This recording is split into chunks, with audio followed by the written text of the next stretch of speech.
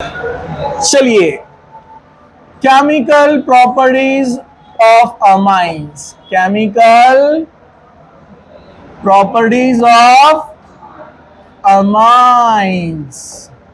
Chemical properties of amines में basic character अपन पढ़ेंगे, क्योंकि ये इसकी प्रॉपर्टी भी है केमिकल।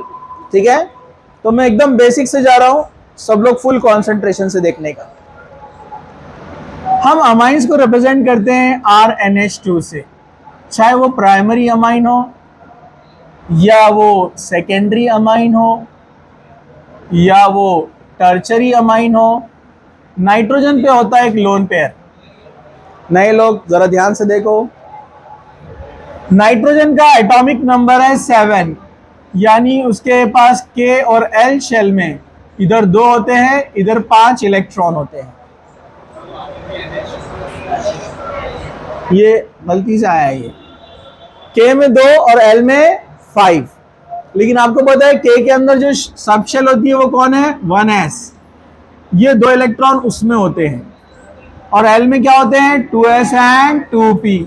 तो 5 में से 2 इलेक्ट्रॉन यहाँ होते हैं और 3 इलेक्ट्रॉन यहाँ पर, जिसको रिप्रेजेंट ऐसे किया जाता है कि 1s में 2 इलेक्ट्रॉन है, 2s में 2 इलेक्ट्रॉन है और 2p में 3 सिंगल इलेक्ट्रॉन है। ये 3 सिंगल इलेक्ट्रॉन ने 3 बॉन्ड बनाया है, और ये वाले जो इलेक्ट्रॉन की जोड़ी है इसी को हम यहां पर लिखते हैं ये लोन पेयर। पहले भी बताया था मैंने, इसको शो नहीं किया जाता है। ठीक है, तो ये लोन पेयर सबके पास है।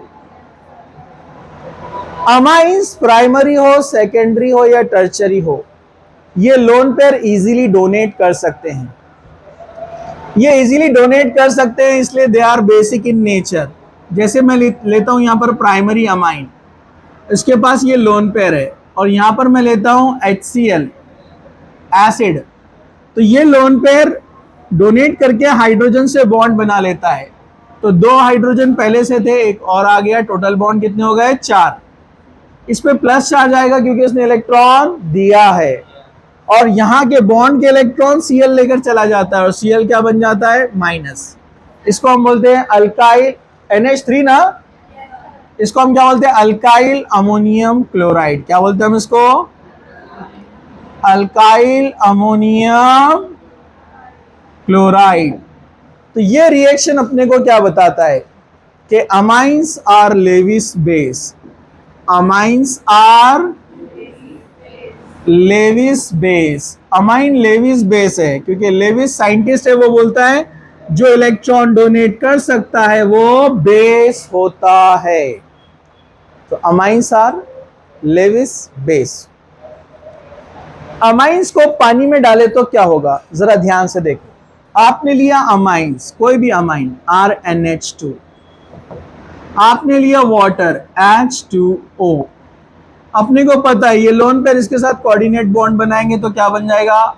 RNH3 plus and OH minus ion.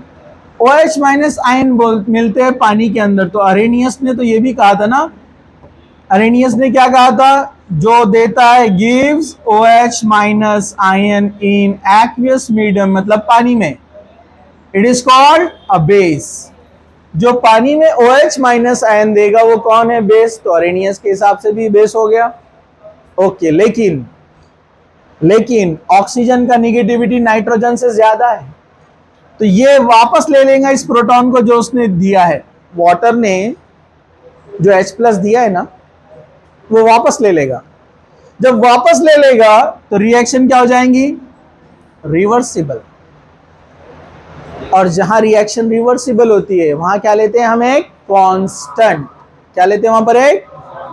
और कांस्टेंट को कैसे निकाला जाता है? Concentration of product upon concentration of reactant, मतलब RNH3 प्लस, इधर कौन है? OH माइनस, नीचे कौन है? RNH2 यानी अमाइन एंड H2O। लेकिन किसी भी रिएक्शन का एसिडिटी या बेसिसिटी आप पढ़ते हैं तो जो वाटर का अमाउंट जो यहां पर यूज होता है very very very very negligible. जैसे एक बकेट पानी में से एक चिड़िया ने पानी आकर पी ली, बकेट में के पानी को कोई फर्क पड़ेगा? बिल्कुल वैसे ही इतना कम वाटर यहां पर यूज होता है कि इस वैल्यू को क्या कंसीडर करते हैं? कांस्टेंट, मतलब नो चेंज। ये कांस्टेंट ऊपर आ जाता है, इस कांस्टेंट के साथ मिल जाता है। अच्छा फिर से बता दूं, ये कांस्टेंट वैल्यू को कांस्टेंट क्यों बोलते हैं? क्योंकि ये जो रिएक्शन होती है जहां ये रिवर्सिबल का साइन होता है, जैसे आपने यहां पर ले लिए 1,00,000 मॉलिक्यूल अमाइन और वाटर के, आपको यहाँ आयंस कितने मिलते हैं? Very very very few, lakh में से 20-25, बहुत कम। लेकिन जितने मिलते हैं वहां पर रिएक्शन स्टॉप हो जाती है, इधर 1,00,000, इधर 20-25, 20-25 में से 5 आयन वापस से अमाइन बन जाते हैं, लेकिन एट द सेम टाइम इधर के 5 अमाइन फिर से क्या बन जाते हैं? RNH3+ and OH-। समझा आपको? और ये सिलसिला, मतलब ये इधर जितने जाते हैं उतने इधर वापस आते हैं नॉन स्टॉप। तो इसकी वैल्यू कांस्टेंट हो गई ना, एक इसकी भी वैल्यू क्या हो गई? कांस्टेंट। बैलेंस है, उसको बोलते हैं इक्विलिब्रियम। बैलेंसिंग को क्या बोलते हैं? जब ये कांस्टेंट वैल्यू है, ये कांस्टेंट वैल्यू है, तो इस कांस्टेंट वैल्यू से इस कांस्टेंट वैल्यू से ऊपर इसको डिवाइड करेंगे, हम प्रोडक्ट पे डिवाइड करेंगे रिएक्टेंट से, तो उसका आंसर भी कांस्टेंट आएगा ना, इसलिए इसको बोलते हैं कांस्टेंट। क्या बोलते हैं इसको? उनको जगाओ। हाँ, थोड़ी आदत डालो, कैपेसिटी बढ़ाओ अपनी, इतनी जल्दी नहीं थकना। ये वैल्यू कांस्टेंट है, ये वैल्यू कांस्टेंट है, दोनों कांस्टेंट मिलकर एक नया कांस्टेंट बनता है।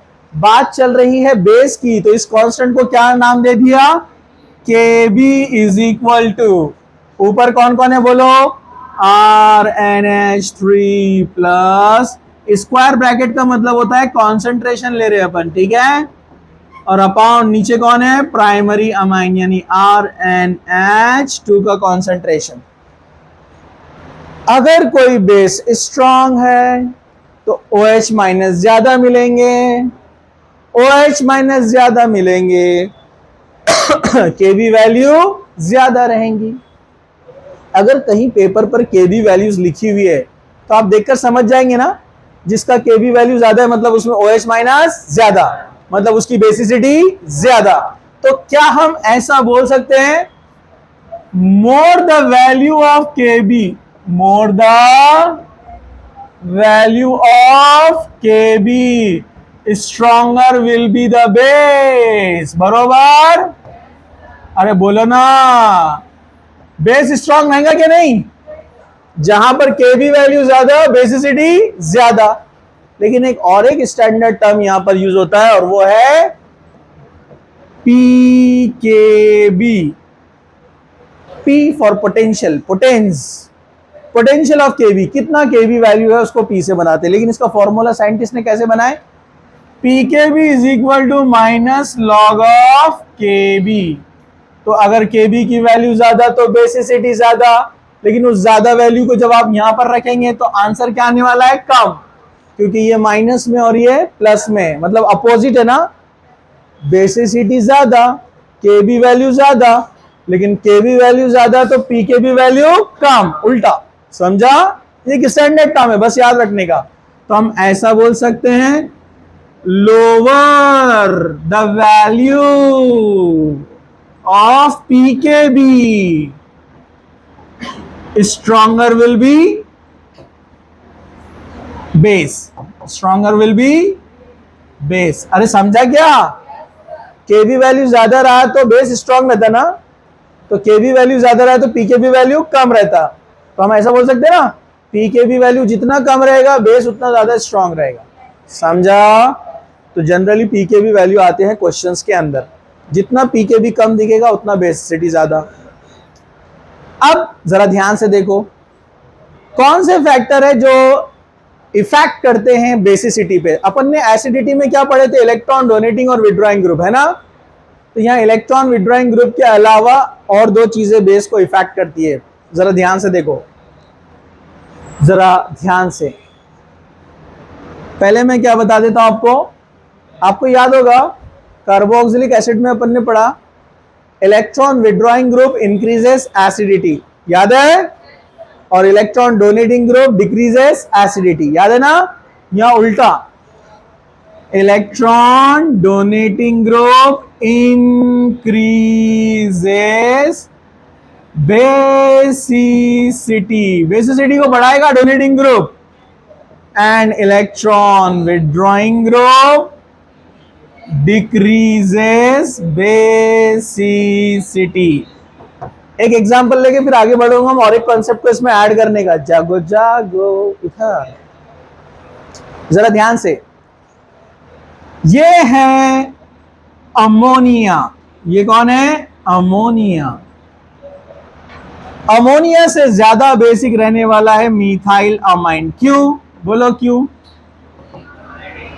डोनेटिंग ग्रुप है ना, donating group, methyl group donating group है। डोनेटिंग ग्रुप इलेक्ट्रॉन पुश करेगा, इलेक्ट्रॉन पुश करेगा तो इलेक्ट्रॉन जाएंगे नाइट्रोजन के पास, इलेक्ट्रॉन जाएंगे नाइट्रोजन के पास। इलेक्ट्रॉन पे चार्ज क्या है? निगेटिव। इलेक्ट्रॉन पे चार्ज क्या है? निगेटिव। नाइट्रोजन पे लोन पेयर जो बैठे हुए, ये निगेटिव जाकर, ये डोनेट कर रहा है तो ये लोन पेयर को जाकर रिपेल करेगा ना। अरे भाई, लोन पेयर को रिपेल करेगा ना, तो लोन पेयर इजीली डोनेट होंगे, और जितना जल्दी डोनेट होंगे उतना अच्छा बेस। समझा? अब क्या करते हैं, इसी मिथाइल अमाइन को हम इधर लेते हैं। मिथाइल अमाइन ले लिया यहां पर, इसका मुकाबला करते हैं हम नाइट्रोमिथाइल अमाइन से। ये बेसिसिटी को कम कर देगा ना, तो अभी भी बेसिसिटी इसकी ज्यादा है ना। अरे बोलो ना, क्योंकि ये डोनेटिंग है और ये विड्रॉइंग है। विड्रॉइंग क्या करता है? इलेक्ट्रॉन को अपने तरफ खींचता है। तो लोन पेयर भी इस तरफ आ रहे हैं ना, जब लोन पेयर भी इस तरफ आएंगे तो बेसिसिटी कम होगी ना, क्योंकि डोनेट करने में इंटरेस्टेड नहीं हो। जितना अच्छा donating, lone pair easily donate, basicity ज्यादा। जितना अच्छा विड्रॉइंग, लोन पेयर को पकड़ के रखेगा, मतलब बेसिसिटी कम। समझा? तो अगर मैं यहां ऐसे लिखूं, tertiary amine more basic than secondary amine, more basic than primary amine, क्या ये बात सही है? अरे बोलो ना, क्या ये बात सही है? यस, क्योंकि यहां 3 डोनेटिंग ग्रुप है, यहां पर 2 डोनेटिंग ग्रुप है, यहां पर एक ही डोनेटिंग ग्रुप है। जब 3 डोनेटिंग ग्रुप मिलकर सब मिलकर पुश कर रहे हैं इलेक्ट्रॉन, तो लोन पेयर इजीली डोनेट हो जाएगा ना, इसलिए बेसिसिटी ज्यादा। जितना ज्यादा डोनेटिंग ग्रुप उतनी बेसिसिटी ज्यादा। लेकिन अमाइंस की बेसिसिटी इतना इजी नहीं है जैसे कार्बोक्सिलिक एसिड में डायरेक्ट था। डोनेटिंग ग्रुप डिक्रीज करता है, विड्रॉइंग ग्रुप इंक्रीज करता है। यहां उल्टा है, डोनेटिंग ग्रुप इंक्रीज करता है, विड्रॉइंग ग्रुप डिक्रीज करता है। लेकिन डोनेटिंग और विड्रॉइंग के अलावा 2 और इफेक्ट है जो इसमें काम करते हैं, वो आप जरा ध्यान से देखो। ये जो ऑर्डर है ये करेक्ट है, बट कहां पर पता है आपको? In gaseous state. अगर ये अमाइन गैसियस स्टेट में है तो ये ऑर्डर करेक्ट है, लेकिन अगर ये अमाइंस एक्वियस स्टेट में, पानी के अंदर है, तो वहां पर अब ये थोड़ा सा चेंज हो जाएगा। क्योंकि यहां पर जो हम बोलते हैं ना, इलेक्ट्रॉन डोनेटिंग ग्रुप और इलेक्ट्रॉन विड्रॉइंग ग्रुप, एक्चुअली इसको क्या बोलते हैं हम? Inductive effect. क्या बोलते हैं हम इसको? अरे याद है क्या? मतलब ये जो डोनेटिंग ग्रुप है इनको बोलते हैं हम पॉजिटिव इंडक्टिव, और विड्रॉइंग को क्या बोलते हैं हम? Negative inductive. याद है ना आपको? तो पहला फैक्टर जो बेसिसिटी पे इफेक्ट करता है वो है इंडक्टिव इफेक्ट। दूसरा फैक्टर जो इस पर इफेक्ट करता है वो है स्टेरिक इफेक्ट। ये भी आपको पता है, अभी बताऊंगा मैं, स्टेरिक इफेक्ट। और तीसरा जो इफेक्ट काम करता है, जो आपके सिलेबस में ज्यादा डिस्कस नहीं किया है, वो है सॉल्वेशन। क्या है वो? सॉल्वेशन। वो कैसे, मैं आपको बताता हूं। अभी सिर्फ याद रखो आप ये डोनेटिंग विड्रॉइंग और स्टेरिक इफेक्ट। रेडी है सब लोग? मैं एग्जांपल दे रहा हूं आपको, फटाक से समझ में आ जाएगा, पूरा बहुत इजीली समझ में आ जाएगा। इधर देखो मुन्नो, इधर। हाँ सब लोग, मैं आर की जगह ले रहा हूं मिथाइल ग्रुप। क्या ले रहा हूं मैं? Methyl group. Methyl dimethyl amine is more basic than methyl amine. आप बोलेंगे हाँ ये बात तो हजम होती है, सही बात है, यहाँ दो डोनेटिंग ग्रुप है तो बेसिसिटी ज्यादा, यहाँ एक डोनेटिंग ग्रुप है तो बेसिसिटी कम, बराबर है ना। लेकिन आपको पता है methyl amine is more basic than tri methyl amine, tertiary से ज्यादा है वो। ऐसा क्यों हुआ? क्योंकि यहां पर अब इंडक्टिव इफेक्ट और स्टेरिक इफेक्ट में झगड़ा चल रहा है, कंपटीशन। इधर देखो, डोनेटिंग इफेक्ट ज्यादा, दोनों मिथाइल मिलके पुश कर रहे हैं, रिपल्शन होगा, इलेक्ट्रॉन इजीली डोनेट, बराबर है, बेसिसिटी ज्यादा। इधर यहाँ एक ही डोनेटिंग ग्रुप है, रिपल्शन कम होगा, स्पीड से डोनेशन नहीं होगा, बेसिसिटी कम। यहां पर क्या हुआ है, तीन डोनेटिंग ग्रुप है, तीनों मिलकर पुश कर रहे हैं, लेकिन ये मिथाइल ग्रुप ने एरिया कवर करके रखे, जिससे लोन पेयर को जाने के लिए जगह नहीं है। और इसी जो ये जो बल्कि ग्रुप, ये जो बड़े ग्रुप रहते हैं, ये किसी को रोकते हैं, इलेक्ट्रोफाइल को, न्यूक्लियोफाइल को या इलेक्ट्रॉन को, उसी को हम क्या बोलते हैं, स्टेरिक इफेक्ट। क्या बोलते हैं हम उसको? तो यहां स्टेरिक इफेक्ट ज्यादा है इंडक्टिव इफेक्ट से। इंडक्टिव इफेक्ट कौन? ये डोनेट करने वाला इफेक्ट जो है इंडक्टिव इफेक्ट है, समझा आपको। तो यहाँ स्टेरिक इफेक्ट डोमिनेंट है। मतलब इसकी मिसाल ऐसी है, एक छोटी सी खिड़की में से आप जाना चाह रहे हैं, पीछे से तीन लोग दे रहे आपको, लेकिन आप फंस गए ना, अंदर जा ही नहीं सकते ना। अरे समझा क्या? अरे समझा क्या?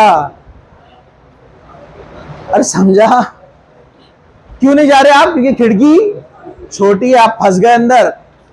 मतलब स्टेरिक इफेक्ट, वो बेचारे दे रहे तीनों भी पीछे से, लेकिन कुछ फर्क होने वाला है क्या? अरे बोलो ना। अभी एग्जाम्पल आने वाला है, और जरा थोड़ी हंसी बचा के रखो। हाँ, तो स्टेरिक इफेक्ट डोमिनेंट है, इसलिए टर्शरी का बेसिसिटी क्या हो गया? डिक्रीज। अब एक point, tertiary amine is more basic than ammonia. अब अमोनिया सबसे पीछे चला गया क्योंकि डोनेटिंग ग्रुप है ही नहीं। अरे है क्या? लेकिन उससे भी पीछे कौन चला गया पता है आपको? एनिलीन। कौन बताएगा इसका आंसर? क्योंकि लोन पे डोनेट ही नहीं होंगे, they are busy in resonance. Resonance में इलेक्ट्रॉन बिजी है, विड्रॉइंग ग्रुप है, बेंजीन रिंग विड्रॉइंग रहता है, इलेक्ट्रॉन को पकड़ के रखेगा, तो डोनेशन नहीं होगा। डोनेशन नहीं होगा मतलब बेसिसिटी कम। अब बहुत इंटरेस्टिंग एग्जांपल, जरा ध्यान से देखो। ये था जब R होता है CH3, आप देखो जब R होता है C2H5 तो क्या होगा? पहले केस में same, diethyl amine is more basic, diethyl amine is more basic than, अब यहां पर चेंज हो गया, ट्राईइथाइल अमाइन पहले आ गया और प्राइमरी वाला इथाइल अमाइन बाद में चला गया, और वो अमोनिया और एनिलीन तो वैसे रहेंगे। अब आप बोलेंगे ऐसा क्यों हुआ? टर्शरी तो बाद में था। आप बोलेंगे मिथाइल से ज्यादा तो स्टेरिक इफेक्ट इथाइल में होगा। अरे बोलो ना। But here inductive effect is dominant over steric effect. यहां पर इंडक्टिव इफेक्ट ज्यादा है। आप बोलेंगे कैसा? क्योंकि इथाइल ग्रुप का डोनेशन ज्यादा होता है ना, पढ़ा ना अपन ने। इथाइल का positive effect, donating effect methyl से ज्यादा है, और तीन तीन है। वो एग्जाम्पल, छोटी खिड़की में आप फंसे हुए हैं, लेकिन इस बार पीछे से तीन देने वाले बड़े बड़े पहलवान हैं, खिड़की लेके निकल जाएंगे बाहर। अरे समझा क्या? अरे समझा? मतलब डोनेटिंग इफेक्ट बहुत ज्यादा, मतलब इंडक्टिव इफेक्ट डोमिनेंट ओवर, अरे बोलो ना, स्टेरिक इफेक्ट। तो इसलिए बेसिसिटी टर्शरी का बढ़ गया। हाँ, अब जरा ध्यान से देखो, अगर R रहेगा C3H7, अब टर्शरी पहले नंबर पे आ जाएगा क्योंकि वहां इंडक्टिव इफेक्ट और बढ़ जाएगा। समझा? मतलब ये वही आ जाएगा जो पुराना गैसियस में था, टर्शरी, सेकेंडरी, प्राइमरी। समझा? गैसियस वाला वापस आ गया ना, लेकिन कब? C3 के केस में। बाकी केस में आपको याद रखना है। अब चलो इधर देखो, समझ में आ गया कंसेप्ट? चलो देखते हैं आपको समझ में आया क्या। मुझे बताओ, इसमें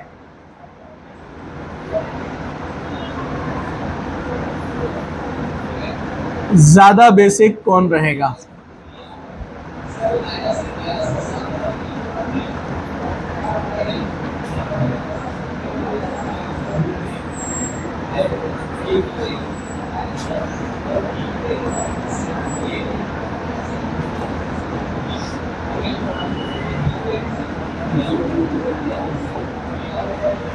ये एनिलीन है, मीथाइल एनिलीन, जिसको आप क्या बोलते हैं? स्पेशल नेम टूलिडीन, क्या बोलते हैं इसको? और ये नाइट्रो एनिलीन। बताओ ज्यादा बेसिक कौन रहेगा? हाथ उठाओ, हाथ। मर्द हजरात, इसमें बेसिसिटी बताने का अपने को। हाँ बोलो। Toluidine is more basic than aniline, is more basic than. अरे भाई डोनेटिंग ग्रुप है ना, बेसिसिटी बढ़ाएगा ना। और ये कौन है? विड्रॉइंग, बेसिसिटी क्या करेगा? कम करेगा। सिंपल, एकदम इजी।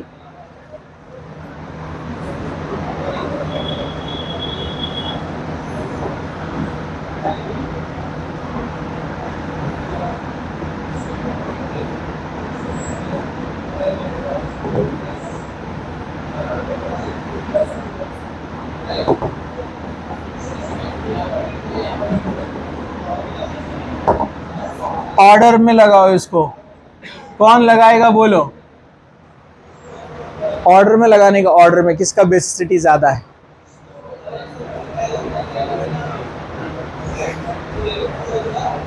हाँ बोलो।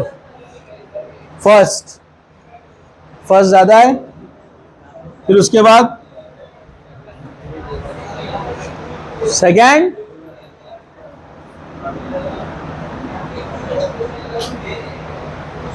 एक मिस्टेक हो गई। चलो बोलो दूसरा कौन बोलेगा?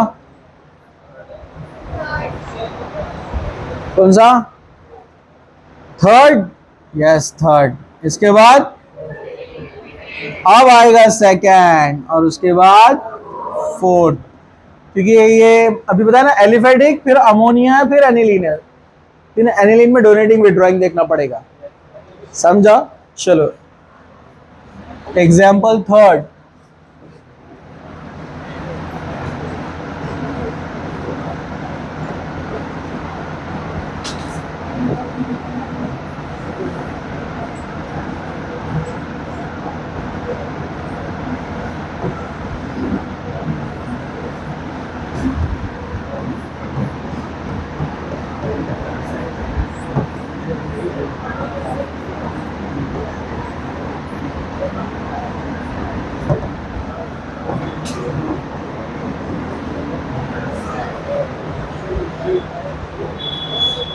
हाँ बोलो। थर्ड, थर्ड ज्यादा रहेगा, उसके बाद सेकंड, उसके बाद फर्स्ट।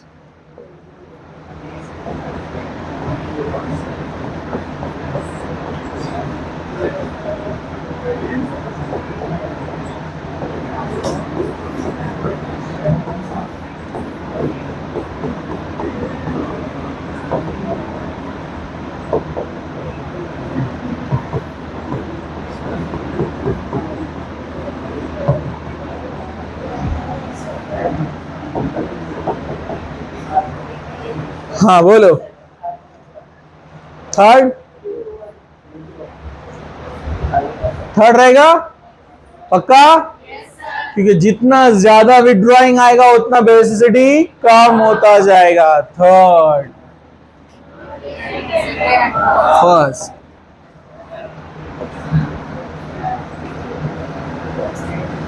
अभी मजा आएगा, जरा ध्यान से।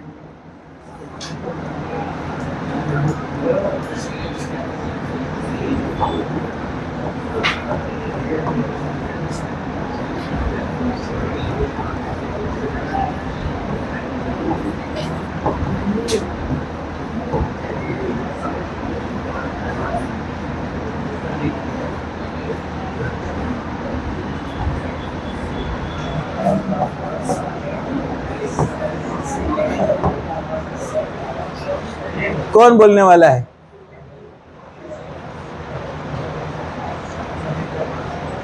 बोलो। थर्ड ज्यादा बेसिक है, फिर उसके बाद सेकंड, उसके बाद फर्स्ट, थर्ड, फर्स्ट, फिर सेकंड। रॉन्ग।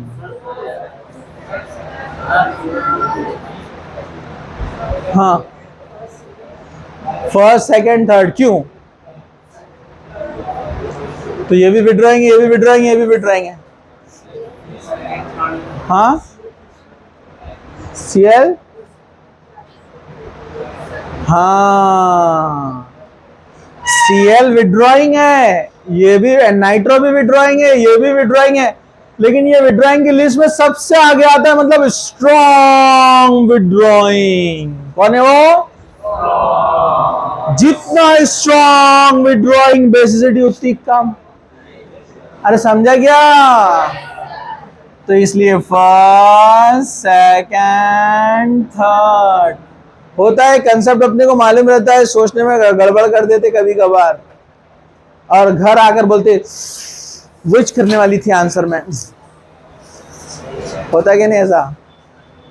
कौन बोल रहा बच्चे थक गए? देखो आवाजें पूरी आ रही, पिच पिच पिच पिच। पान भी खा रहे हो तो बराबर है कि नहीं है? तो डोनेटिंग विड्रॉइंग की लिस्ट याद करो अच्छे से। मैं गारंटी से बोलता हूँ 90% और बॉयज में 99% को डोनेटिंग और विड्रॉइंग की लिस्ट नहीं मालूम है।